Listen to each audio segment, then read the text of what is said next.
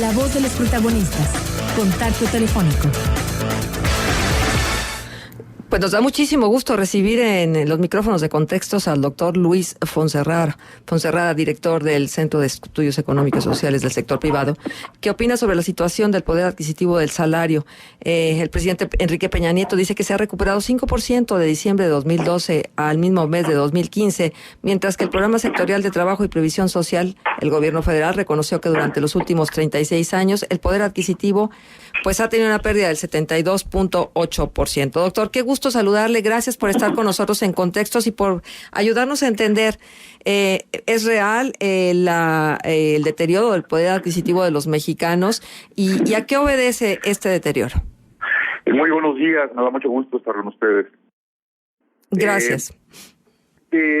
Ha sucedido durante varios años en el país,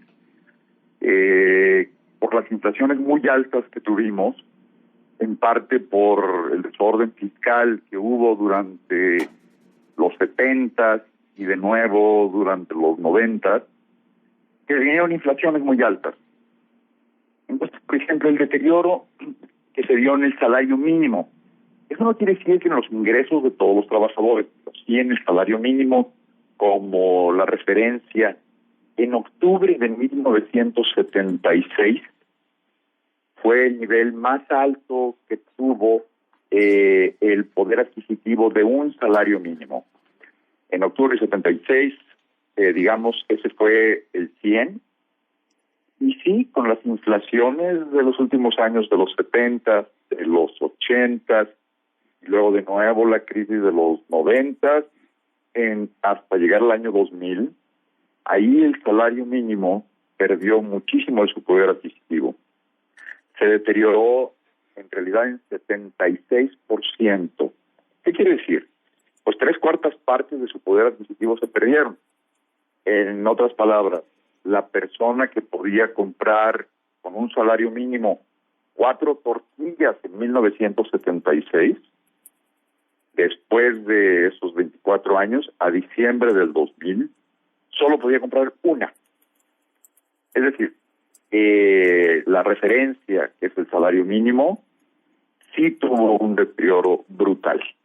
Es cierto que venía de unos incrementos altos durante los 70, pero luego las inflaciones le restaron todo el poder adquisitivo y por supuesto que el salario mínimo fue además utilizado como un ancla para el resto de los precios de referencia y eso, la misma política gubernamental llevó a que se mantuviera en niveles inferiores siempre a la inflación. Por lo tanto, se perdió muchísimo. En el 2000 cambió. Las inflaciones dejaron de tener lugar y del 2000 a la fecha, no del 2012, realmente desde el 2000 para acá, ha ido habiendo una recuperación pequeña, paulatina del salario mínimo, porque siempre se ha incrementado un poco más que la inflación pasada y un poco más que la inflación futura de cada año. Como sabemos, el salario mínimo se determina en diciembre del año previo para entrar en enero del año siguiente y de ahí ya se usa como referencia, ¿no? Sí, se ha tenido una recuperación, yo diría de alrededor de un 7%, desde el 2000, diciembre del 2000, a la fecha. El año pasado en particular, como tuvimos una inflación muy baja, mucho más baja que el incremento del salario mínimo, el incremento fue de más de 4%, la inflación fue casi de la mitad, pues eso ayudó a que hubiera una recuperación también importante, ¿no?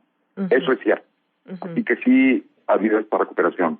No se ha recuperado como salario mínimo los niveles que había hace, pues, ¿qué? Ya 40 años prácticamente, ¿no? Del 76 para acá. Y también lo que es cierto es que las personas que reciben un salario mínimo ya no son un número muy alto. Por supuesto que hay personas que reciben un solo salario mínimo, pero en muchos lugares, en realidad, la paga mínima es al menos 2 salarios mínimos y un poco más. Sí. Cuando vemos las cifras, por ejemplo, de INEGI, sobre que levanta con las encuestas de ocupación y empleo nacional, nos encontramos con que sí aparecen como muchas nuevas contrataciones entre 1 y 2 salarios mínimos, sobre todo. La verdad es que probablemente sí haya gente que reciba eso, pero también es cierto que eso es lo reportado y que normalmente hay algunos pagos adicionales que no están reportados ahí a la hora de la contratación, ¿no? O esta práctica que se usa mucho, desgraciadamente, al contratar para evitar pagar niveles más altos en la seguridad social, y entonces hay pagos, como le dicen, por fuera, ¿no? Uh-huh. En cualquiera de los casos, sí ha habido una recuperación importante del salario mínimo, y ahora estamos en el proceso interesante, importante, de desvincular la referencia del salario mínimo a los diferentes renglones que lo han utilizado. Por ejemplo, se usa para multas, se usa para aportaciones a los partidos, se usa para ver los montos máximos de hipotecas que pueden otorgar las instituciones de la banca de desarrollo del gobierno, etcétera, ¿verdad? Uh-huh. Entonces, siempre con el objeto de no incrementar de manera importante la nueva evaluación de las multas, la nueva evaluación de las aportaciones, etcétera, etcétera, se propuso, y esa es una iniciativa muy plausible, muy buena, se propuso que se desvinculara, que se creara una nueva medida para todo eso, multas y aportaciones, etcétera, y que se separara totalmente el salario mínimo, de tal manera que las consideraciones alrededor del salario mínimo fueran exclusivamente el costo de la vida, la productividad, las variables que sí tienen que ver con el trabajo y con la producción, y que existiera una nueva unidad, que es la que se encargue de un montón, pero un sinnúmero de variables que estaban vinculadas al salario mínimo y que ahora tengan una unidad de medida, que se ha llamado Unidad de Medida y Actualización, la UMA, será la nueva medida, ya se aprobó constitucionalmente. La Cámara de Diputados definió su metodología para medirla el viernes pasado, precisamente, y el Senado no. El Senado ya recibió la autorización de la Cámara de Diputados, pero el Senado no la ha pasado. Y la verdad es que esperemos que el Senado no la pase como la determinaron los diputados.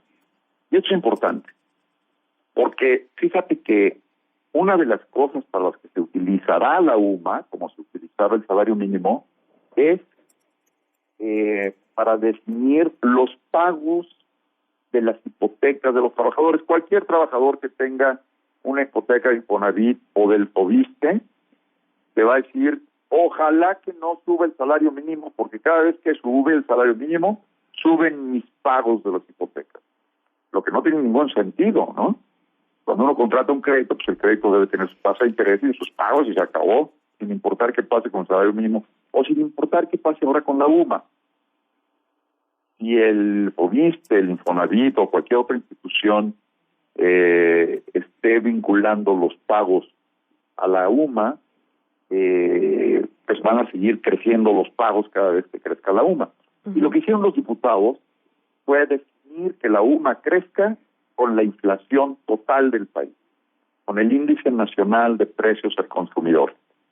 Y entonces los pagos por las hipotecas pues crecerán con el índice nacional de precios al consumidor si no se desvinculan de la UMA.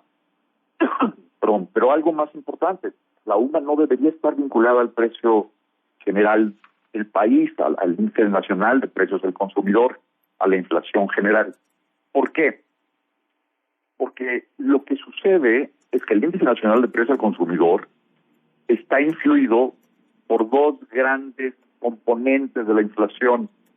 Una es la inflación estructural de largo plazo, que tiene que ver con la productividad, con la producción industrial, con el camino de largo plazo de la economía, y esa se llama inflación subyacente. Es la inflación que subyace, la que va creciendo en un proceso pues muy ordenado, reflejando todas estas cosas que suceden en la política monetaria, los costos de largo plazo, la reducción de costos por algunos temas, etcétera. Pero el otro gran componente de la inflación es la que se llama no subyacente. Y esa, ahí tiene el precio del limón, por ejemplo, que fue tan alto estos días. Y tiene la cebolla y el jitomate y el chile, la carne, el pollo, el huevo, etcétera. Todos los precios que de repente suben y brincan. Y entonces, esa es la no subyacente. Cuando se junta la no subyacente y la subyacente, tenemos el precio, que es el promedio, del índice de inflación en el país. La pregunta es, ¿por qué los diputados le ponen a la UMA, a esta nueva unidad de medida, el índice nacional de precios, que incluye el precio del chile y del el limón? No tiene por qué. Entonces, es una miopía de la Cámara de Diputados, es una irresponsabilidad de la Cámara de Diputados dejar un indicador en el que pueden obligar a un trabajador y quitarle dinero porque sus pagos de la hipoteca van a estar vinculados al precio del limón. Es una locura absoluta. Y eso es por no sentarse a pensar, por precipitarse en el último día de sesiones para sacar una medida que es relevante para la historia del poder adquisitivo de los trabajadores. Entonces, esperemos que el Senado lo piense. Vamos a tratar de incluir de manera importante en el Senado. En la Cámara de Diputados se creó una comisión para discutir eso. Nunca convocaron a esta comisión. Yo era parte de esa comisión y estaba listo para discutir estas cosas y defender el poder adquisitivo de los trabajadores. Pues nunca se juntó la famosa comisión, nunca pasó por comisiones dentro de la Cámara. De una manera extraña, inaudita, se anunció que se iba a discutir, se discutió y se aprobó. De manera, yo diría, miope e irresponsable, ¿no? Uh-huh. Pero vamos a tratar de modificar eso para lograr, efectivamente, todavía las variables que estén vinculadas a esta medida no afecten con el precio de la cebolla y el jitomate los pagos de las hipotecas. Claro. Ajá. Y de otra parte, sí estamos estudiando la posibilidad de incrementos en el mismo salario mínimo y lo vamos a seguir haciendo durante el resto del año. Ajá. Doctor, lo que preocupa es que quienes son más afectados son precisamente los que en algún momento dado pudieran tener como base el salario mínimo. Probablemente puedan ganar el salario mínimo más otro tanto, etcétera, pero finalmente están en la base de la pirámide de los salarios en este país, y que sean ellos precisamente los que experimenten pues este gran deterioro de la capacidad adquisitiva de los mexicanos. Decía Viridiana Ríos en un estudio de México Cómo Vamos que cerca de la mitad de la población carece de las posibilidades para acceder a la canasta básica. ¿Está reconociendo este país, los diferentes estados, la cantidad de pobres que tenemos y la dimensión de la pobreza que experimentan? Sí. No, este es un tema muy importante. Tal vez no es la mitad del país la que no tenga acceso a la canasta básica, sino la mitad del país que está en alguno de los indicadores de la pobreza multidimensional, que incluye muchas cosas, ¿no? Incluye educación, transporte, ubicación de la vivienda, la calidad de la vivienda, etcétera. La canasta básica, el acceso a la canasta básica, es cierto que hay un porcentaje importante que no tiene acceso, y eso es muy grave. Y por supuesto que es uno de los temas más serios que hay que resolver. Aquí el tema es cómo lo resolvemos, con programas asistenciales que ya probaron que no se redujo la pobreza, porque además estos programas asistenciales del gobierno en realidad son electorales disfrazados de asistenciales, porque es una llamarada de petate, es una despensa que se reparte un poco antes de las elecciones para que voten. Eso no ayuda a que desaparezca la pobreza, ¿no? Uh-huh. A lo mejor hay 3 paquetes de frijol y uno de arroz, etcétera, pues se acaban en un mes y se acabó. En vez de usar ese dinero para generar un empleo, un ingreso permanente que sí reduzca la pobreza. Yo creo que hay muchos esfuerzos por parte de las instituciones no gubernamentales, por parte de la sociedad civil, para poner todo esto en evidencia y que el gasto público vaya a generar empleos con ingresos permanentes. Yo creo que ese es el gran reto, fíjate, porque los programas, la pobreza se incrementó, la desigualdad se incrementó y no tuvo ningún efecto ese gasto que se despilfarró totalmente. Y ahora que vamos a tener, estamos a punto de 12 nuevas en varios estados, pero al menos en 12 elecciones para gobernador, otra vez va a haber un despilfarro en forma de camisetas, de despensas, costales de cemento, lo que ya sabemos que se hace. Eso no genera riqueza, no genera empleo, no genera un ingreso permanente, que es lo único que realmente puede reducir la pobreza. Y el incremento del salario, esto es muy importante. Cuando se habla de un incremento del salario mínimo, por supuesto que todos estamos a favor de que se incremente el salario mínimo. La pregunta es, ¿qué implicaciones tiene, qué impacto tiene en la economía un incremento de qué tamaño del salario? Porque si se incrementa, vamos a decir, al doble, o 5 veces, ¿no? Que se vaya a 500 pesos, o a 350 pesos, o a 200 pesos, no se quedan las cosas como están. Seguramente muchos precios de muchos productos tendrán que incrementarse. Y eso trae una inflación que vuelve a reducir el poder adquisitivo del salario mínimo. Es decir, lo que tenemos que cuidar es el salario real, la cantidad de bienes que realmente se pueden adquirir con el salario real, con lo que uno recibe. Entonces, por supuesto que hay que incrementar el salario real y es ese proceso importante, delicado, el que hay que cuidar para evitar que en vez de que suba el poder adquisitivo, se vaya a bajar al subir demasiado el salario mínimo y con eso los precios, ¿no? Claro. Entonces es un tema de lograr un equilibrio importante, pero sí dirigido a que suba el salario real, la cantidad de bienes que se puede comprar, de servicios, la calidad de vida que se puede tener, que haya un mejor salario. Eso está bien. Hay que hacerlo con cuidado y definir. Es la única manera en que vamos a poder reducir la pobreza en el país. Doctor, tenemos 3 minutos todavía y quiero aprovecharlos para preguntarle, ¿de pronto no estamos viviendo un espejismo en función de la capacidad adquisitiva de los mexicanos con estas famosas ventas a plazos, es decir, meses sin intereses, desde las tarjetas bancarias hasta las tiendas departamentales, hasta inclusive algunos hipermercados? ¿Podrá ser que entonces nos estemos engañando a través de que estamos consumiendo probablemente lo mismo, pero lo que pasa es que lo debemos y lo debemos a plazos muy largos? Sí, por supuesto. Este es un tema muy delicado y efectivamente muy peligroso, porque nos permiten comprar a plazos y entonces los plazos pues podían haber sido 6 meses, 3 meses, pero de repente son 1 año, 2 años, 3 años, y nos encontramos con que una parte de nuestro ingreso se quedó comprometida, congelada, ya no lo podemos usar para otra cosa. Y lo que adquirimos era algo que iba a durar mucho tiempo, como un refrigerador, una lavadora o algo así, y eso nos permite adquirirlo y hacemos un buen cálculo de lo que ya no vamos a tener disponible de nuestro sueldo, de nuestro salario cada mes. Bueno, a lo mejor lo podemos llevar a cabo.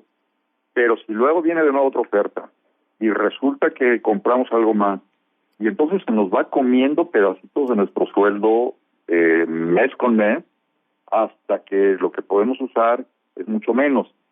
Así que realmente lo que nosotros debemos hacer como consumidores, todas las familias de México, es ver que tengamos una parte muy importante de nuestro ingreso libre para poder hacer frente a los requerimientos diarios, semanales, mensuales de la familia.